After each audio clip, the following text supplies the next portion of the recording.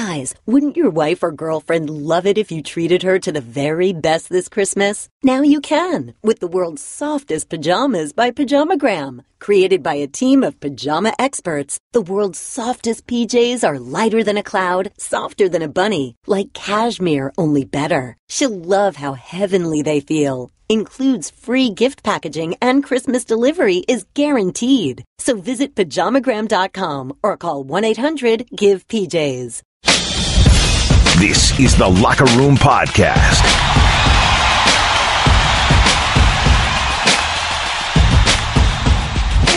I'm Kirk Morrison, Willie Cologne, Geoff Schwartz joining me. So much to get to, so much to talk about here in a weekend, or we call it the NFL Enshrinement Weekend, which we had our Hall of Famers inducted into the Hall of Fame. We'll get into that. We'll get into the situation down in Miami with Ryan Tannehill. What will the Miami Dolphins do? We got some other topics definitely we got to get into. Neymar, his $265 million contract, training camps all around the NFL. So much to get to. But before we start there, I would like to introduce my colleagues for the next 3 hours. 8-year NFL veteran Geoff Schwartz and 10-year NFL veteran Super Bowl champion Willie Cologne. What's up, fellas? Hey, what's going on? What's up, Geoff? Oh, yeah, man, it's good, man. Talking football is always great. How's the barbecue going, Geoff? Dude, it's so hot right now. I'm in Charlotte, and it's like, can I sweat or do I barbecue? Like I can't do both at the same time, you know. So I get on the grill every now and then, but probably not as much as I should. See, when you're talking about retired players, we're talking about barbecue in August rather than talking about practice, which we used to do. But we're going to get into that now because right now it's time for Straight Talk, brought to you by Straight Talk Wireless. Best phones, best networks, no contract. Straight Talk. Fellas, last night, 7 men were inducted into the Pro Football Hall of Fame. Kurt Warner, Jerry Jones, LaDainian Tomlinson, Morton Anderson, Jason Taylor, Terrell Davis, Kenny Easley. Fellas, I'm going to tell you this first. I played 8 years in the National Football League. I've been covering this game for so many years. I'm all about the NFL and the Pro Football Hall of Fame.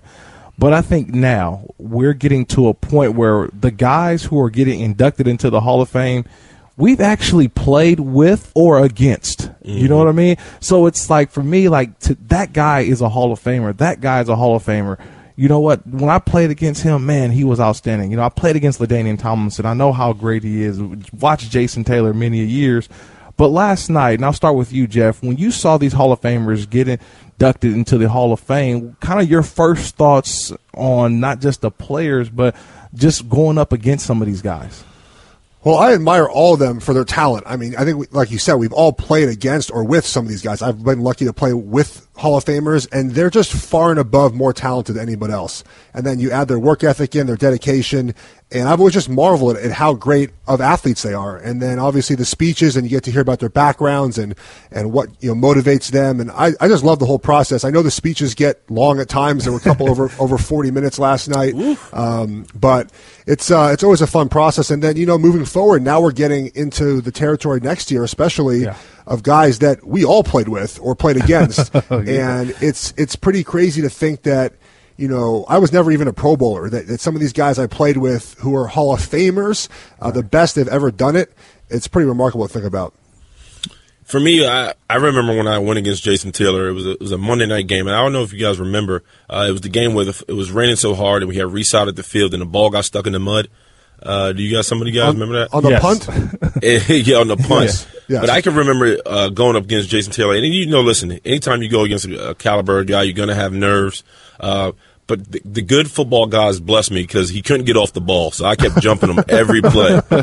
But I can remember how tenacious he was. He wouldn't let the elements affect him, and he wasn't a trash talker. I was talking trash to him, and he would just smile at me like, I'm not giving it to you. I'm just going to keep coming at you. And it's a process where you recognize that some guys need trash talk, and some guys are going to use it against you. He definitely tried to use it against me because I had short arms and he had long arms. He kept jabbing me in my throat. Wait, you talk trash? That doesn't sound like you. Willie talked a lot of trash. I know. I worked out with Willie for many years in the summer. It never stopped. Both of you guys understand it. Both of you guys know. I think we all know it. But the one thing about the Pro Football Hall of Fame, and for people who didn't get a chance to watch those induction ceremonies ceremonies last night, the one thing that I always take away, fellas, is always take away the stories. You know, what drove these guys? How did they start playing football? What has football meant to them? And just to revisit just a couple of those speeches from last night, Kurt Warner, he talked about what inspired him to be a what we call an outstanding quarterback in the NFL.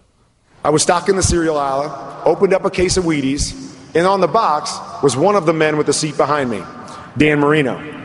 Every time I looked at the box, Dan seemed to be asking, are you going to spend your life stocking someone else's cereal boxes? Or are you going to step out and make sure someone else is stocking yours? That crazy conversation, between me and a cereal box would set the wheels of change in motion and would lead to a pretty good laugh when less than 5 years later, I would join Dan Marino as the only 2 players in the 40 touchdown club. Wow. That was Kurt Warner last night during his Hall of Fame induction speech. Willie, what inspired you? Hopefully I'm not getting too deep on you really quickly, but no, I mean, when I see things like this, I always go back because, look, I'm going to be honest for everybody out there listening. I'm not going to be inducted into the Hall of Fame. I know that's breaking news around the ESPN and the football world, but Kirk Morrison will not be inducted into the Hall of Fame. But it did get me to thinking just about what inspired me. And so I'll start with you, Willie. When you think about what inspired you to get into the game, what does that story sound like? It sounds like a guy who graduated from Hofstra, who was paying $500 rent to my quarterback to live in his shack, who was bouncing 2 jobs, who spent his Tuesdays and Saturday nights beating up drunk people, who realized at some point this can't be my life. So I had a great offensive line coach, Damian Wroblewski, who's down in Elon, down in North Carolina, who said, listen, you need to start taking this serious, or you're going to end up spending your rest of your life beating up drunk people and paying $500 rent in your quarterback's house. So for me, it was a no-brainer. I realized that I had it was a calling. Football was a blessing. I was able to play it, and I was blessed to be considered to be amongst the NFL and have a shot to kind of audition, so to speak. And not even that, to get a call from Bill Cowher and get drafted into the Pittsburgh Steelers and win a Super Bowl. So I was extremely blessed. But I just, when you go home every day and you're sleeping on a mattress and you're in some raggedy old house, you realize this can't be life. And I knew I wasn't going back to the South Bronx, New York, and living in my mom's place. So it was easy. Like, hey, I even give this all I got, or I'm going back to sleeping on a mattress, and that wasn't for me. What about for you, Geoff? What was that inspiration for you as you listened to those words from Kurt Warner? What was that inspiration for you playing football? Well, I kind of fell into football. I loved the game as a kid. I went to UCLA football games. I'm from Los Angeles. I was a Niners fan. We watched the Niners play, but I never played as a kid until I got to high school. I was a big basketball, baseball guy. I still love both those sports. And my the JV football coach saw me, got me in the field. And it took me a long time to realize how to be physical and how to play physical. And I think for me, and I have a list on my phone that I keep even now of everyone who doubted me because they saw my size. Still now? I still have it on my phone. They saw my size, and it did take me a while to learn how to play physical. I had a coach in high school that got it out of me. And he tried his best to knock me down, and he did. He did a good job getting out of me. And then in college, it took me a while to figure out how to be that physical guy. I got to NFL. It finally clicked when I got to NFL. But the list for me is a list. It's probably like 30 guys. I could pull it up. I'm not going to say who they are, but just of guys that just told me I would never do it. I could never make it. I was a 7th-round draft pick. I was on practice squad. I had a ton of injuries to play 8 years. And so just kind of always thinking in my head, especially when I was working out in the offseason, just everyone who told me I couldn't do it. And that was my motivation, is to prove people wrong and prove to myself I could do it as well. But that was my motivation. You're listening to The Locker Room here on ESPN Radio, on the ESPN app. Kirk Morrison, Willie Colon, Geoff Schwartz joining you. For me, my inspiration, fellas, and it to me was something in which, growing up in Oakland, California, it was Oakland. Football saved lives. Football was, for me, a way to get out of Oakland. Not saying I wanted to leave the city, but football was going to help me experience a life that I never thought I could have. Because you watched it on television and you saw, the different cities that guys played in. You saw the different colleges, like you mentioned, Geoff. You went to UCLA. To me, that was an opportunity for me to get to college, was through football, because I know, like, my parents ain't gonna be able to pay for this. So that was my inspiration when I started playing when I got to high school, that one day possibly, you know what, this can help me out. This can pay for my college, maybe even get to the NFL. So that's why when I listen to the Hall of Fame speeches, guys, I'm always just thrilled to sit back and listen to those stories of what drove these men to be, I think, some of the game's best. And you know what? I don't want to stop this conversation because I feel like there's still so much more. We got some other sound that I definitely want to get to, because there was another guy who was inducted into the Hall of Fame last night, fellas, but he never played a game and never coached a game. But he's considered, and this is the word that was being thrown around, he's considered a tycoon, the tycoon of the NFL. That guy is Jerry Jones. We can discuss him a little bit next. This is The Locker Room on ESPN Radio and the ESPN app. Kirk Morrison, Willie Colon, Geoff Schwartz. You can also visit with us or hang out with us via social media at Kirk Morrison on Twitter, at Willie Colon 66, at Geoff Schwartz. 888-SAY-ESPN is the number, 888-SAY-ESPN, 888-729-3776. We're talking about Hall of Fame speeches, and one of the guys who gets inducted last night, he was not a player, he was not a coach. He is an owner, but some people say he is a significant owner into the progress of where the National Football League is. That owner is Jerry Jones, who some said the Friday night party he threw was one to be rivaled with anyone, I guess, to ever throw a party at the Hall of Fame induction weekend. But just here's a little sound from Jerry Jones last night as we start to discuss what his impact has been on the National Football League. Here's Jerry Jones thanking some of the people who helped him become the owner he is today. I want to mention Herschel Walker. Herschel did not have to accept the trade that sent him to Minnesota for the draft picks that allowed us to really build the Dallas Cowboys. But he did. We worked it out. He later returned to the Cowboys. But the thing I want to thank him for, and why I'm so indebted to him, is his willingness to help us have the ammo to build a great team. Herschel, I'll always thank you very much. Yeah, that was on Herschel Walker. But I think really a lot of people want to know, would he or how would he thank one of the other architects of those Dallas Cowboy teams of the 90s, the great Jimmy Johnson at head coach. But Jerry Jones, being Jerry Jones, made sure to give Jimmy his just due. You were a great teammate. You were a great partner. To the contrary of popular belief, we worked so well together for 5 years and restored the Cowboys' credibility with our fans. We were back-to-back. We were driven. We had thick skin. We took all the criticism, make a dish out. I thank you. Jerry Jones. I'll start with you on this one, Willie. When you think of that name, or when you hear that name, Jerry Jones, I'm going to put you on the spot here. The first thing that comes to mind if I say Jerry Jones.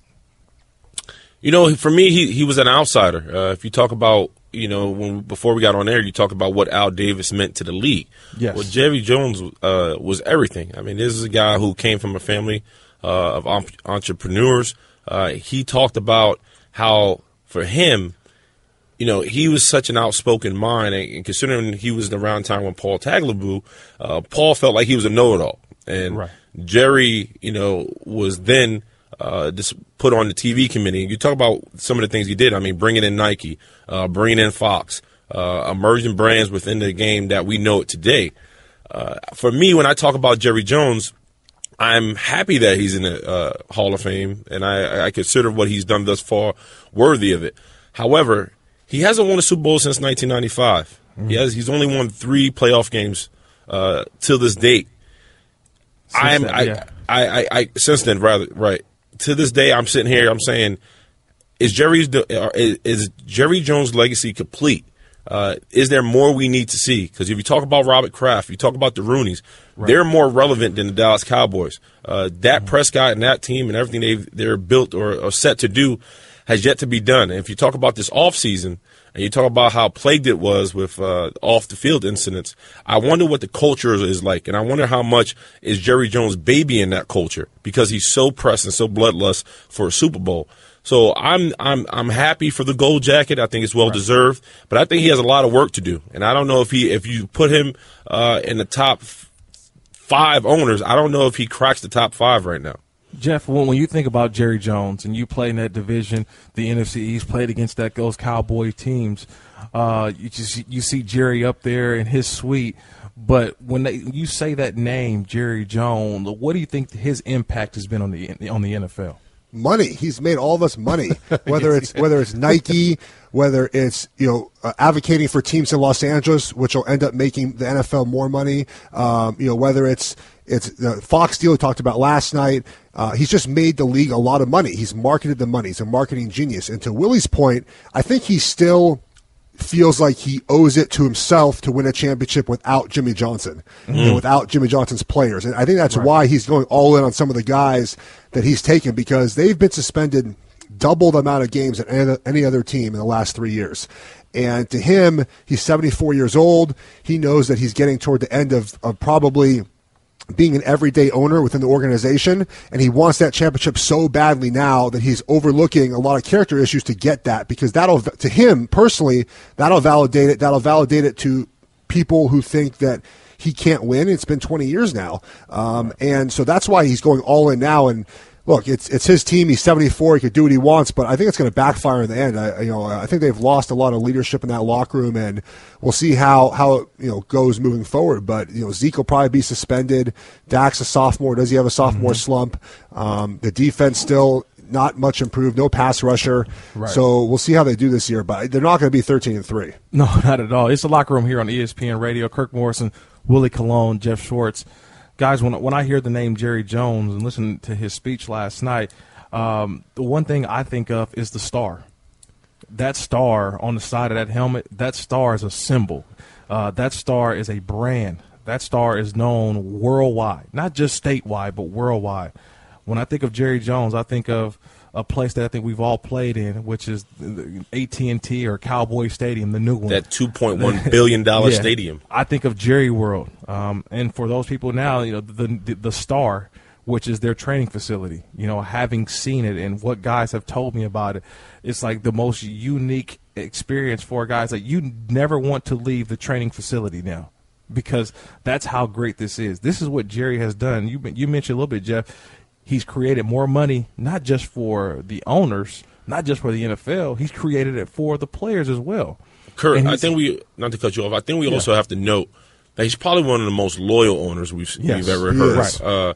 You talk about Tony Romo. He's been on record of saying, hey, I've never been around people in my own personal space, in my own personal life, who has taken bullets from me like Jerry Jones. If you talk about the situation that Tony Romo and Jerry Jones dealt with, it was hard for Jerry Jones to step aside and let Dak Prescott be the quarterback for the Dallas Cowboys, because Tony and Jerry's relationship was so intimate.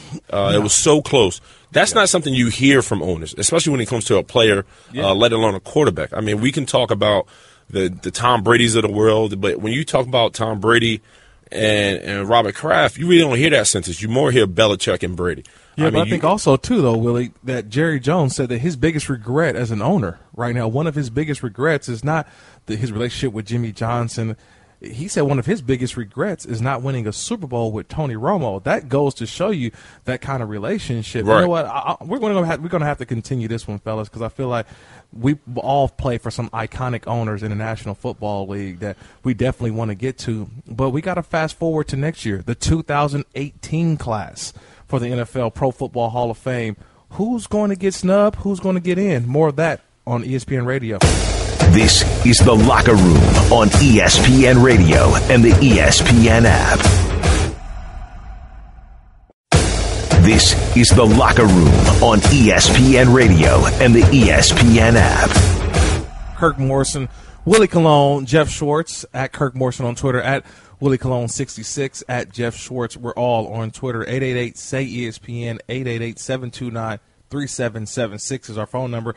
ESPN Radio is presented by Progressive Insurance. Now you can test drive, snapshot, see how much you can save before switching to Progressive. Visit progressive.com/snapshot. Fellas, next year, 2018 Hall of Fame potential inductees. There's going to be some first-year guys that we can definitely discuss. There are going to be some guys who's already been eligible, but when I looked at this loaded class next year, which we always find out Super Bowl weekend this year will be in Minnesota, we'll find out the list of guys who will be inducted for 2018. And just some potential names thrown out there. Ray Lewis will be in his first year of eligibility. Randy Moss first year. Brian Urlacher. Steve Hutchinson. Rondé Barber. And then some names that we're very familiar with. Terrell Owens. Brian Dawkins. Alan Faneca, another first year, I think, Hall of Fame eligibility. John Lynch and Jeff Saturday. Now, I know I'm on the show with two offensive linemen. So, before we even get into guys who we feel are, I guess, first ballot for sure, Hall of Famers, slam dunk, when you look at sort of these potential guys, do you think that Terrell Owens gets in? Because I want to start there first, because I feel like if Terrell doesn't get in now, will he keep getting pushed, or is the Hall of Fame trying to send a message? Because I look at some of those guys in there, and I'm saying I know at least two or three that are for sure, I think, first ballot Hall of Famers. I'll start with you, Jeff. When you look at those lists from Lewis, Moss, Urlacher, Hutchinson, Barber, Owens, Dawkins, Faneca, Lynch, what happens to Owens next year? Well, T.O. should be in. I feel like they're going to keep him out again because they don't like the guy. It's plain and simple. It's politics with T.O. To me, the Hall of Fame process needs to change. I would like to go to almost a baseball process where each person who votes has a ballot. They vote for 10 guys. You get 75% of the vote, you're in. I think when you leave it to 5 guys every year, you end up with a lot of guys who get snubbed. But I know the voters love their process of the way they do it. They go from 15 to 10. They sit in a room all day. They whittle it down to 5. But then you end up with a lot of guys who keep waiting year after year. And a guy like T.O., who should be in, probably won't be in because Ray Lewis is going to be in first year. Right, I think so. Moss will probably be in first year. Urlacher, probably. John Lynch will probably be up soon. I don't think Hutchinson will get in first year, even though he should. Alan Faneca is still going to have to wait. I mean, all these guys would be in if they went to a baseball voting system, which is the most efficient way. Everyone gets a vote. Maybe you cap it at 7 guys. You don't have, if you have 10, can you imagine 10 speeches in one night? It would last 2 days. But I think the process has to be refined and make it to where more guys can get it, or less guys. Some year you can have 3 guys get it. It doesn't always have to be 5 or 8 or 9. It can be 3 or 2 or 1. But this way, it's not limited to 5 guys every year, or max min 5. What about you, Willie? Is that the same thing? Is that how you feel about Terrell, that he should already be in? But what happens next year when that class is even more loaded?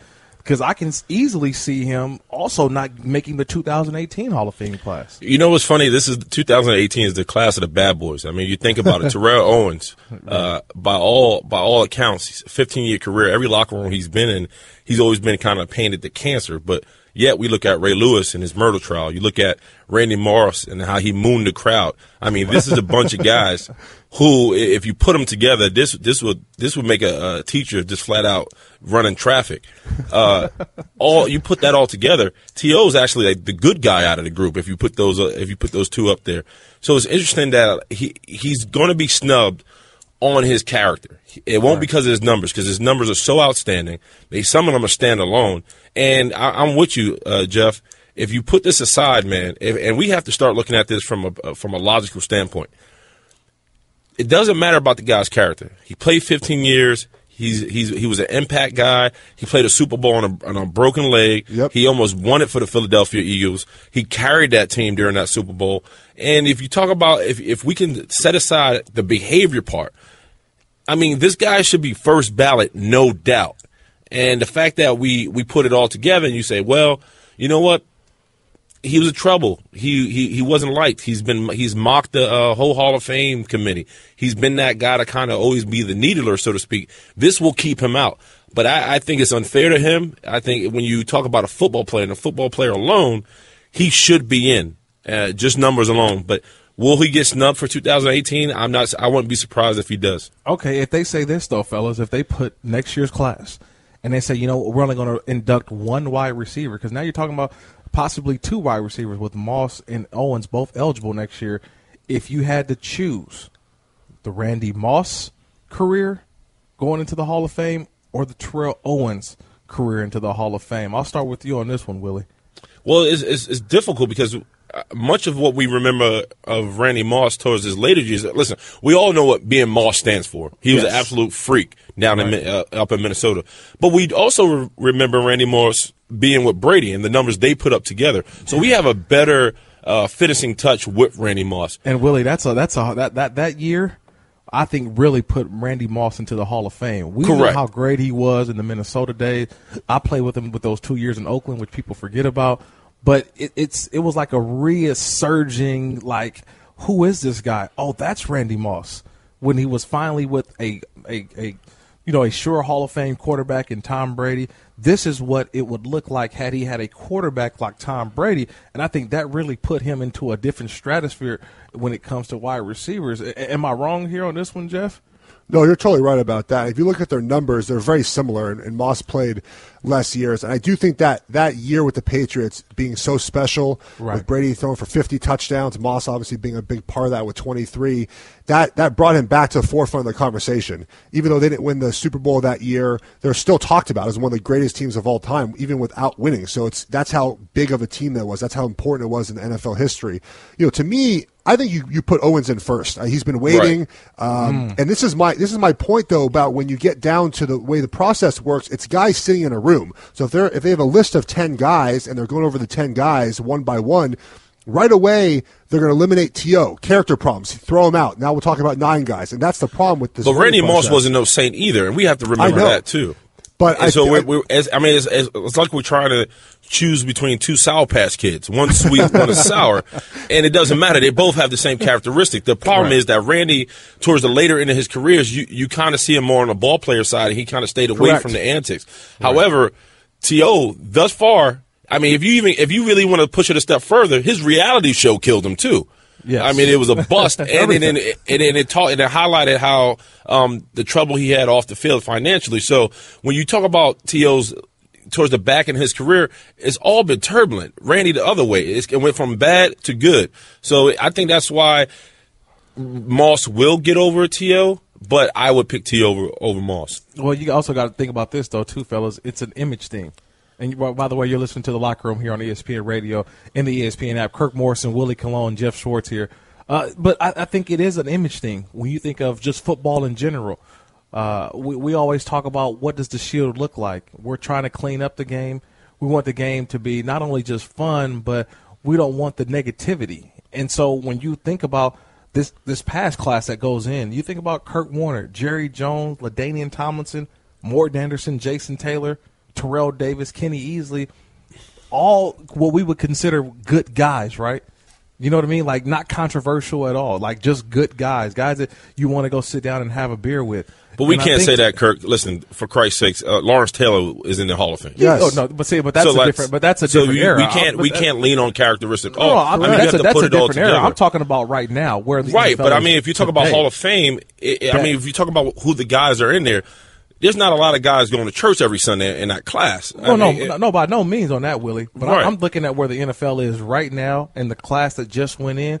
But it's going back to your earlier point, though, that this will be the class of bad boys, that this committee is going to have to make a decision on some guys that did some things off the field, you know what I mean, or did create some disturbances and had some character type of issues. Those guys will be inducted this year, and it really is going back to the point that I think we all talked about off the air a little bit. It's about character, you know what I mean? It's about likability.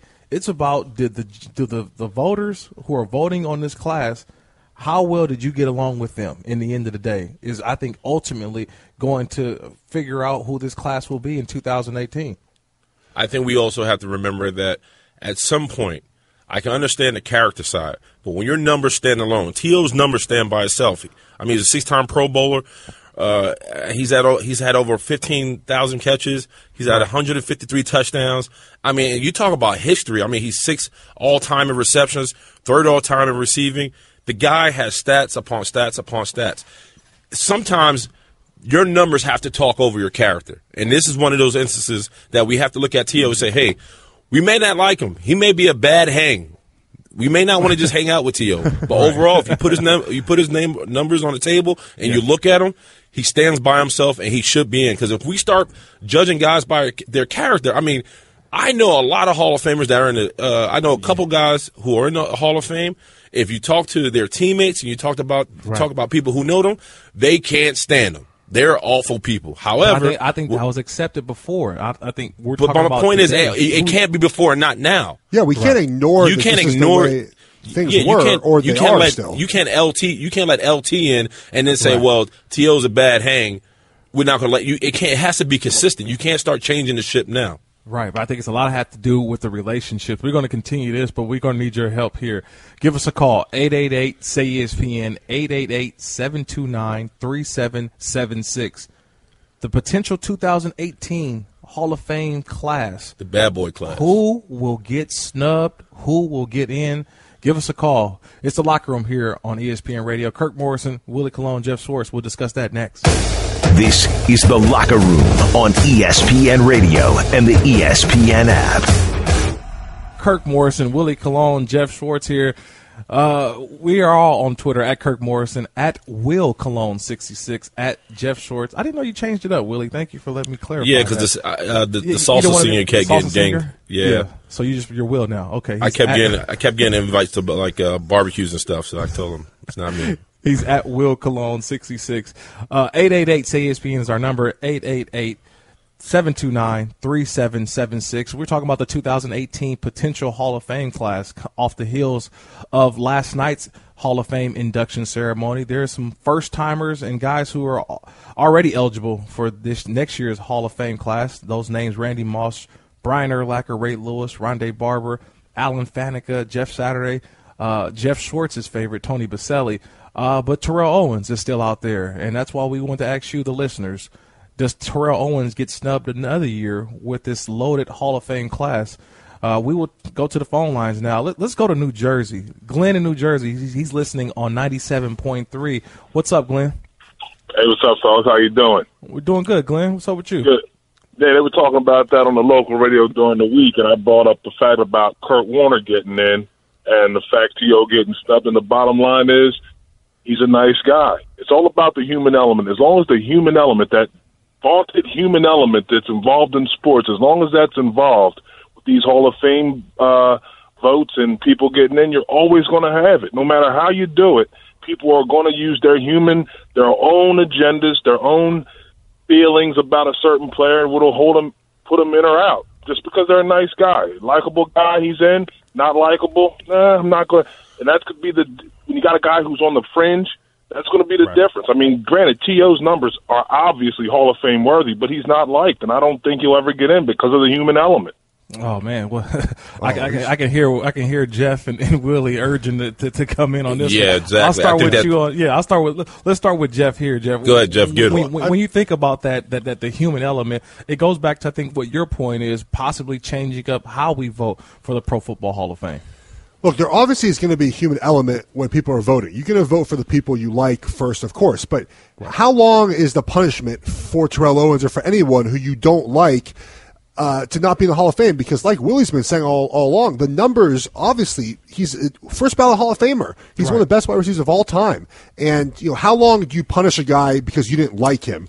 And if you look at Terrell Owens, too, he's not – a lot of his incidents weren't crimes. They were just him being not a nice person to the media members or to his teammates. And how long do you punish a guy for that? And I think it's about time you let him in, you move on, so T.O. can stop complaining about it, wearing a fake gold jacket. Like just get over with. Put him in, let him give his speech, honor him because he was an excellent player and he deserves to be in the Hall of Fame. Listen, we can't. My whole point to this, and I don't mean to be redundant when I say this. There's been other guys with a troubled past and a murky perception about who they are. Ray Lewis is a first ballot. He will be in. He was charged with 2 counts of murder. Right. Over the time of his career, he was the most liked guy, but you respected his craft. You understood that he was one of the best linebackers to ever play. That's why he's going to get in. But people still will remember the stuff he did off the field. Right. T. Owens is in the same class. Put his numbers on the table. They stand by themselves. Sure. Was he liked by everybody? But there's a lot of ball players that weren't liked by everybody. Don't continue to punish the man because all he's saying is, hey, Don't judge me for who I am. Judge me for what I've done. And I think that's a fair statement for any man in the profession. So I think we got to stop. I think the people and the people to be have to understand. If you put in the work, you stood alone. You talk about his catch in San Francisco against the Giants that he wanted. You talk about what he did in the Super Bowl to almost beat the Pats at coming off a broken leg. You talk about what the fact that he was in Dallas. You go to his Cincinnati days. I mean, the man was the truth. He took care of business. Yeah, did he have a bigger-than-life personality? But that's the game. That's what you came and see. You wanted the popcorn and you wanted to watch T.O. play, and that's what you got when he was on the field on Sunday. So judge the man off that. But don't start judging guys off character, because there's a lot of guys that are already in the Hall of Fame who had bad character and things off the field. So let's be real about it and really put this in perspective. This man needs to be in Hall of Fame. Give him the gold jacket, and you can't continue to punish him. By no question, he deserves to be in the Hall of Fame. I'm going to say that. But I think the great Andre Agassi said it best, right? Remember, image is everything. And in the years... So how would you judge Marvin Harrison? Well, I look at Marvin Harrison as still as a guy who, when he spoke last year at his Hall of Fame induction, that was like the first time I ever heard Marvin Harrison speak. Like, I didn't know what he sounded like. But you know what he did off the field? I mean, like, what? Like, I know what we're judging apples and oranges right now. But I understand what happened. A criminal act is a criminal act. Yes. Yeah, but this is what I'm saying, though. For Marvin Harrison, I'm just telling you, it's a guy who you had no idea about, you didn't hear much about, and so that was an act that was off the field. What I'm talking about right now with Terrell Owens, and this is just my opinion, I think he deserves to be in. He should be. I think he deserves to be in. The only thing with Terrell Owens is this, fellas, is that in the years since he's been in the National Football League, the visibility of Terrell Owens, it hasn't been like what we saw from Kurt Warner. When you look at Kurt Warner, he's been the face of a different network. Same thing with LaDainian Tomlinson, or you throw in Jason Taylor, Terrell Davis. Like those guys, the image for them is totally different. But Kurt, you're punishing. You're punishing. I don't want to punish him, but I'm just saying you're punishing a guy for being who he is. Don't punish him because of his personality. Sure, Marvin Harrison doesn't talk, but the man was charged for something. Like, what are we talking about right now? I don't care what T.O. has done off the field. My point is, we can't judge him for his personality. I'm just trying to figure out what is going on here, and is it because of the relationships that Terrell had with some of the reporters? I'm just trying to figure out what it is, because I think we all are in agreement here. He should have been in. Well, my point is, like, does it take for him to kind of disappear? Are we saying he needs to disappear to get a fair shot? Which I think is ridiculous. Does he need to keep quiet and sit in his house and just do charity events so he can be on the other side of a perception where he's received as a good guy? Because I'd rather have a guy stay true to himself, be the ball player we know him to be, put his resume on the table and stand by himself, than be judged because he has a big mouth and he has an outward personality. This is The Locker Room on ESPN Radio and the ESPN app. This is The Locker Room on ESPN Radio and the ESPN app. Kirk Morrison, Willie Colon, Geoff Schwartz here on a breaking news Sunday. Breaking news around the National Football League. We just jump right into it. Jay Cutler, our own Adam Schefter, reporting that Dolphins and quarterback Jay Cutler have agreed on a 1-year, $10 million plus incentives deal to be their quarterback for 2017. And I'll jump right in it, and I'll throw it to you, Geoff. You've played in this kind of offense. You've seen Jay Cutler in his career. What do you think will be probably, I would say, something that you want to see from Jay Cutler early on in this offense, or what are some of the positives for him enjoying this offense? Well, I want to see if he's in shape. You know, it's easy to be in cardiovascular shape, but is his arm in shape? Because you have a month left till the start of the season. He's going to have to ramp things back up. And I just want to see him be efficient. The best year he had, he completed 66% of passes, which will now put you in the top 15-ish. You know, guys are completing over 70% of passes now. So for me, I want to see him get the ball out quickly, because that's what this offense is about, and get the ball into his playmakers' hands. He'll have a good offensive line, he'll have a good run game. And I just look for him to be efficient. So that's what I want to see from Cutler. I think he can do it. I don't think they would have brought him in if they felt otherwise. And the relationship between him and Gase is really positive, and that's one of the reasons he's in Miami. And I think he'll do a great job. Whether they make the playoffs or not, there's some teams in the AFC that have improved. They're not going to win the East. We know that. But can they make a wild card and compete? Sure, with Cutler, they have a chance to do that. Willie, I want to see his commitment. I'll be honest with you. I want to make sure that he's all in for the Miami Dolphins. If the Miami Dolphins start to struggle, I do not want to hear rumblings that he wants to go back to the booth. I want to feel like this guy is really committed because the Dolphins are in a good position and the arrow's going up with them.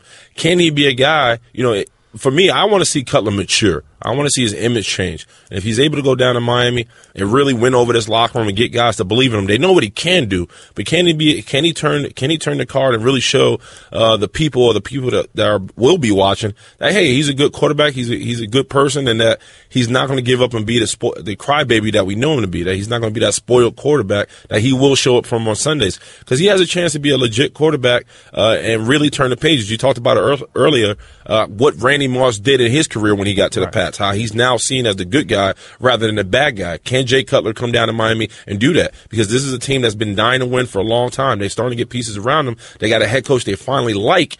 Where do they go now? And can Jay Cutler come in and be the solution rather than the problem? Well, you talk about a team that's loaded right now. I mean, you talk about some of their offseason acquisitions defensively. They bring in Lawrence Timmons, Nate Allen, and T.J. McDonald. But then I look at the wide receiving group that now Jay Cutler has to work with. We're talking about Kenny Stills, a Devontae Parker, a Jarvis Landry. I mentioned a little bit earlier, Julius Thomas at tight end. You've got some skill position guys to go along with Jay Ajayi, and I think an emerging guy in Kenyon Drake who can give you some things out of the backfield as well. This offense is loaded. It's all for him, I think, to come in right away and be I don't know where he left off last year in Chicago, because that team was a pretty bad football team. But what I've learned and what I've heard and what I've talked to guys who've been around Jay Cutler and the Adam Gase relationship was that Adam Gase pressed buttons on Jay Cutler that he never knew could be pressed. He challenged him in different ways and urged him to be a better leader, to be a better person, to be a better guy amongst his teammates. And that ultimately is how he got the best out of Jay Cutler. That's what I want to see now. Does that relationship now carry over to here in Miami? And where does this put this football team now? I had them second already in the AFC East, but I thought this was going to be a team that can definitely make a little bit more noise in the AFC, but obviously behind the New England Patriots. But there's a lot of people jumping on the phone lines right now. They want to talk about this Jay Cutler situation and now him being a quarterback in Miami. Let's go out to Jacksonville. Jerome in Jacksonville listening on 92.5. Jerome. On 92.5 ESPN. What's up, Jerome? Jerome, you there? Oh, I think we lost Jerome. I said Jerome in the house. Let's try David in California. He's listening on 710 ESPN. What's up, David? Hey, guys. I just wanted to chime in real quick because I've been a Dolphins fan my whole life, and I've been following this story closely. I know there's been a lot of comparison between his talents, Tannehill, and even Colin Kaepernick, and I just think the fit is the best one. I am personally a big fan of Matt Moore, so I wasn't going to be disappointed if they didn't sign any of these players.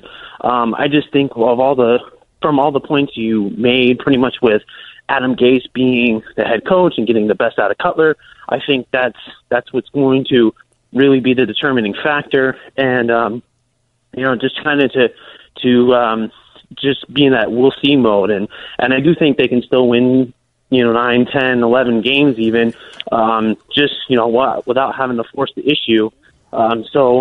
With the talent around him, I think he can succeed. I think, just given the preseason, the timing, I think he'll have enough time to win over that locker room. And, I've heard contrasting reports about his personality.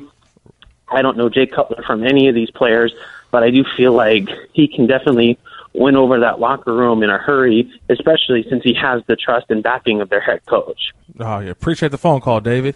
Yeah, I think this is Adam Gase's team, first of all. I mean, Jay Cutler doesn't come in and just say, hey, this is my team. He's going to come in and play his role. When you have a role, you play it. I think this team is still we forget about the other guys on that defensive line, Ndamukong Suh, Cameron Wake. I think these are those guys' team. I mean, I know Ryan Tannehill was the quarterback, but I still look at that guy, Ndamukong Suh. I look at Cameron Wake. These are the true leaders of that football team. So I think the pressure on Jay Cutler, for me, Willie, the pressure is for him to just do his job. He's not coming in having to carry the torch and say, everybody line up behind me and follow my lead. It's just, let me go do my job, because I got some guys on the other side that's going to do their job and make sure they keep everybody in check. Yeah, I agree with that, but I'm part of me feels like when you step into a locker room, and this is any ball player, you get judged not from the door, but you get judged when you're in cleats. He's going to have to prove himself again. He's going to have to prove his commitment. He has a reputation. He's one of those quarterbacks, he kind of gives you that smug look, and you don't know if it's genuine or if he's just really, you don't know where he's at. So this team, they opened up with the Buccaneers. They got the Chargers, then they got the Jets, they got the Saints, the Titans. This team could be 9-7. This thing can go a lot of different ways. Having Cutler, you may want to tap two more onto there. Now when they get to the playoffs, can he be the guy that gets them over the hump? Because when they went to Pittsburgh last year, they weren't prepared, and they weren't the toughest outfit out there. So it's, for me, I want to see what he brings to the table. I know who he is. I know how they talk about him, but what can he really bring? And he's going to have to prove that to me. And if I was on his team, I don't care what he says. Can he deliver? Yeah, I think that's going to be the big thing. Can he deliver? But also the lasting impressions of Jay Cutler while he was in Chicago. We'll get more insight on that as Geoff Dickerson, our ESPN NFL Nation Bears reporter, he'll be joining us next for insight on Jay Cutler, how he left things in Chicago, but what should the Miami Dolphins expect of Jay Cutler? We'll be discussing that here on The Locker Room. Kirk Morrison, Willie Colon, Geoff Schwartz here on ESPN Radio and the ESPN app. This is The Locker Room on ESPN Radio and the ESPN app. Joining the program now, Geoff Dickerson, our ESPN NFL Nation Bears reporter, who will kind of be doing some double dipping today as he will be hosting Dickerson and Hood with Jonathan Hood after we're done here on The Locker Room. But, Geoff, nice to have you aboard the program to discuss what we were discussing throughout our show. What do the Dolphins do? And right when we're discussing it, the news comes that Jay Cutler has signed with the Miami Dolphins, a 10-year deal, worth incentives. You had a chance to cover Jay Cutler while he was with the Chicago Bears. What are the Miami Dolphins inheriting or getting with a guy like Jay Cutler, Geoff? Well, guys, I would certainly say that, Cutler is a better player than Matt Moore. So you're looking at bringing someone in from the outside that is a better player than the guy you had currently as your number one. Cutler still had the arm strength last year. He can still play. I guess my concern for Miami would be, I've covered Jay every step of the way since he got to Chicago in 2009, and except for that first year when he threw like 26 interceptions, it was a bad year for Jay that first year, but he's been hurt almost every season, and he played in only 5 games last year because he had thumb problems, he had wrist, he had everything wrong with him. I know now, talking to people, that Jay is healthy. He's recovered from what happened to him last year, but I would worry about his durability. You're bringing a guy in for $10 million plus incentives. Is Jay going to be there for you in week 5, week 6? This is an awesome story now for everyone to cover, but long-term for Miami, a team that made the playoffs last year, is this a guy you can count on? But as far as pure ability, Jay can still play. I always wondered, when would the last bullet be in that chamber? I'd watch him every day, and the arm strength never really faded, and I couldn't believe it, that this guy never lost any zip on that football. One day it will happen, but I still think Miami, when healthy, is getting a guy that certainly is better than their option right now in Matt Moore. When Tannehill went down and the whispers about Jay Cutler started to begin with the Dolphins, everyone talked about his relationship with Adam Gase in Chicago. What made that relationship work so well when he played for the Bears? Guys, I'm going to tell you, I have seen so many coordinators floating in Jay's wake. It was one after the other. Ron Turner, then it was Mike Martz, then it was Mike Tice, and then there was the whole Mark Trestman thing. I'm not even sure what I covered for those 2 years with Trestman and Aaron Cromer, who snitched on him to a reporter. It was awful, right? Gase has been the only guy. Well, last year, Dow Loggins and Cutler, Dow Loggins still the coordinator in Chicago, they have a pretty good relationship, so they got along fine. But I never saw Cutler as engaged with a coordinator than I saw him with Gase. It's like here's the thing with Jay. When Jay, for the split second, and you guys know as players, there's been coaches along the way that you've had, position coaches, coordinators, even head coaches maybe, where you found out pretty quick the guy was full of it. Like, you know what, this guy, I'm not buying what he's selling me. I kind of think he's a fraud. When Cutler would figure that out, he would completely shut down. It would be over. He was done with you, right or wrong. I'm not saying those coaches that I mentioned didn't know what they were doing, but for whatever reason, he didn't like him, he didn't trust him, he didn't believe in him, and it was over, and it was so uncomfortable and awkward to be around him. That never happened with Adam Gase. I never even saw a hint of him being unhappy with the plays they were calling. And Gase, to his credit, and this is where I think, guys, Gase really showed his worth to me as a coordinator. He knew what Jay's limitations were. Jay can't read the field. You got to cut the field in half for Jay. When he was in Denver with Shanahan, they always rolled him outside the pocket to cut the field in half. Because if you're asking Jay to sit back there and go, okay, 1, 2, 3, no. It's not going to work. He needs to know where that ball is going, and boom, with his arm strength, he gets it there. So Gase understood his limitations, and then you saw Cutler's turnovers fall dramatically in 2015 to only 11 interceptions. So I think as far as the chemistry between those two, it was great in Chicago in 2015, and I hope for the Dolphins' sake it's as good in Miami in 2017, but we will see. I am the avid Miami Dolphin fan. Sell me Jay Cutler, because you just tweeted the NFL is a more interesting place with Jay Cutler in it. How am I supposed to believe it when all reports from which you just talked about is that he's not a locker room guy? Once he's done with a situation, he's done with it. Here are the Miami Dolphins, a chance to win or go back to another playoffs. Why are we to believe he's going to bring us home? Jay is such a complex person. I don't know if you guys have ever met him before. It's a weird deal with Cutler, right? Because if you're in his inner circle, he's great to you. And yeah, he had some problems, no doubt, inside the locker room. But there are actually some hidden things, and you guys will appreciate this. You know, no one gave more money every year to the support staff in Chicago than Jay Cutler. Like, he was one of the few guys that would pay big sums of money to tip, the video guys, the trainers, guys like that. And that was never, ever reported when he was with the Bears. So I don't want to say like he's this horrible guy coming in there, because he has some really good parts to his personality.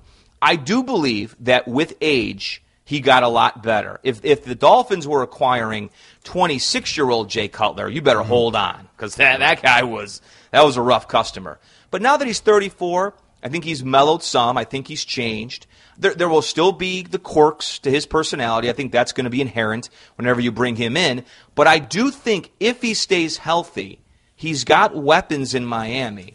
He's got a head coach he respects and he likes. And, guys, here's another thing, too. He doesn't have to learn the terminology or the verbiage. He knows the offense. So he steps in knowing everything. I think that's a huge advantage whenever you talk about bringing someone in from the outside. So I can't sell you that Jay's going to go 10-6 and lead the Dolphins to the playoffs. I mean, he made the playoffs one time in Chicago. I mean, I don't know if he's going to make the playoffs, but I don't think it's going to be the end of the world. I think the Dolphins will be if nothing else, they will be very interesting with Jay, because he is an extremely interesting player to watch and cover for a variety of reasons. Yeah, you're listening to The Locker Room here on ESPN Radio and the ESPN app. Kirk Morrison, Willie Colon, and Geoff Schwartz.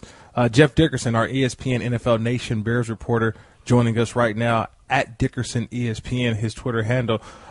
Jeff, I really wanted to say, what's the biggest misconception? I know you gave out some things that he did in Chicago, but the biggest misconception for the people in Miami as well, that when they get Jay Cutler now, they will something that they'll say, oh, I didn't know that about him. What would that be?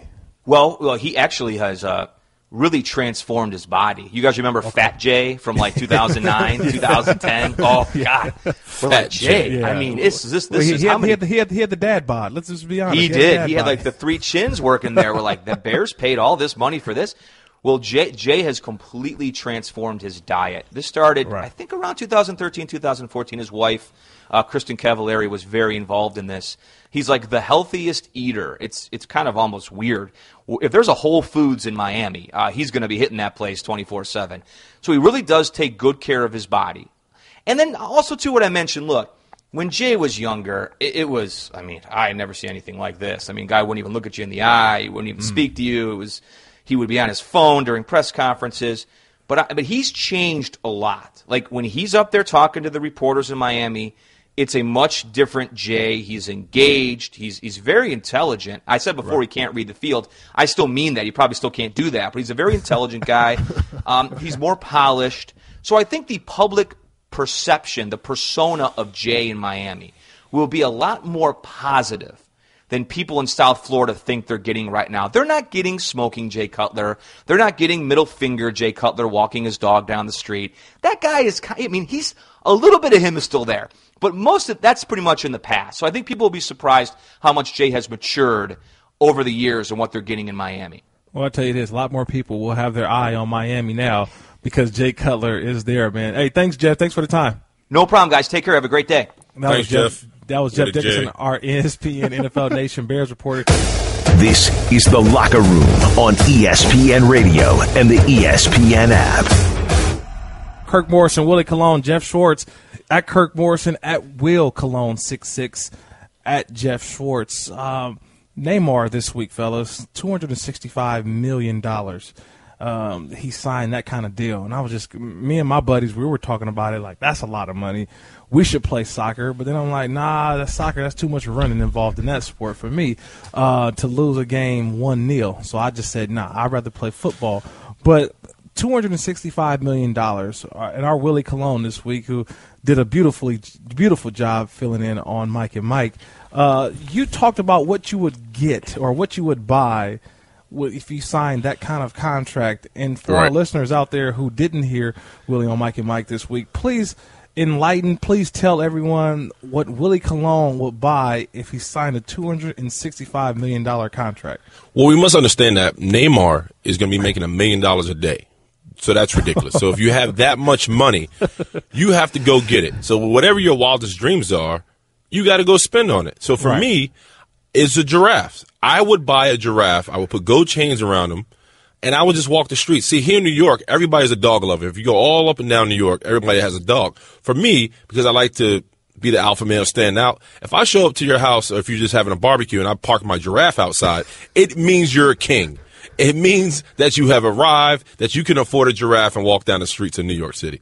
So I'm on the science. If you can buy a giraffe, do it. And if you can dye it, see, I would dye my giraffe black and gold. I'm a big Yankees fan, so I'll put some pinstripes on him. I would pretty much put a Batman logo on his back. Because if you have that much money, you can do whatever you want. So for me, a giraffe makes perfect sense as far as spending your money on ridiculous things. And Jeff, I don't know if I've given you enough time to think about what you would purchase, but with $265 million, what would that be? He's going to say a gold smoker. No. Well, I mean, if I had that much money, I would definitely eat even better than I do now. I would have to probably get like a gastric bypass too. I have to do it at the same time.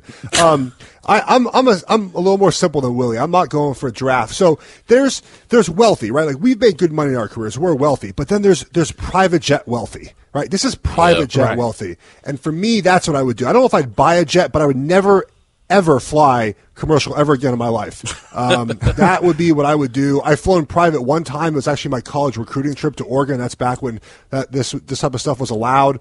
My parents lived. I don't think it was ever allowed. No, it was allowed. It's not illegal. It's open. We had a plane that picked us up. We flew to Oregon, picked up someone else. It was awesome. And so my parents, we live at the back end of the Santa Monica Airport in Los Angeles. So I literally had a 30-second drive from my parents' house to the private jet.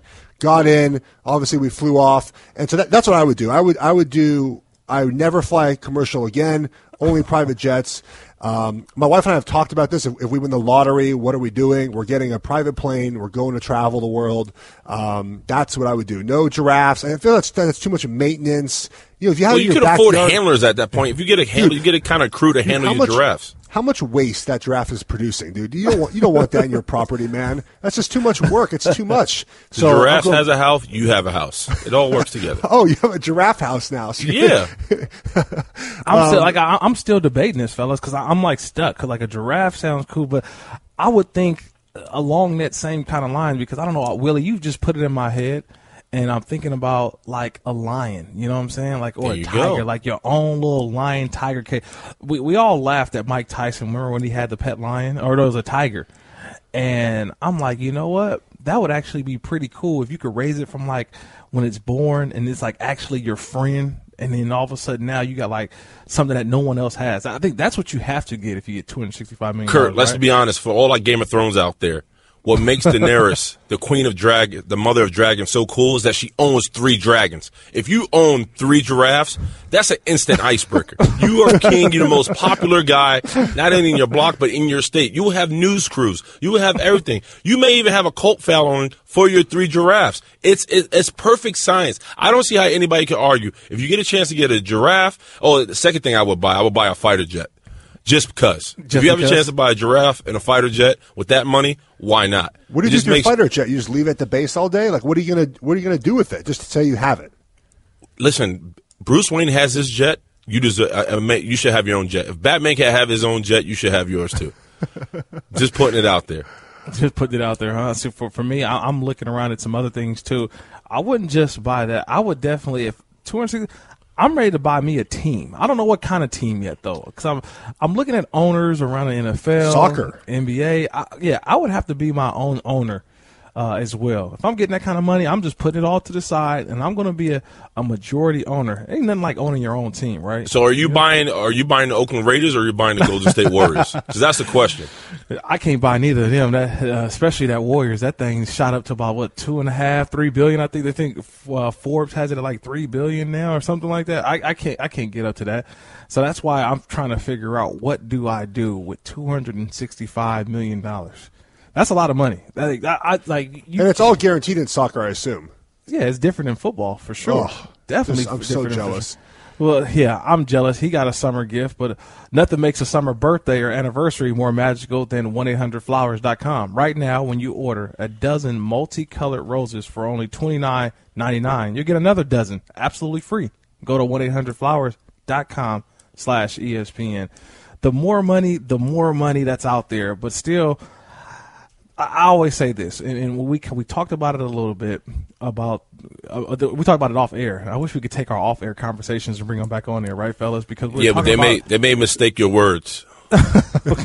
Yes, I know where you're going with that, right? Because we were talking a little bit about the CBA and the upcoming negotiations in 2021, where newer contracts for NFL players. Should players get shorter contracts with more guaranteed money?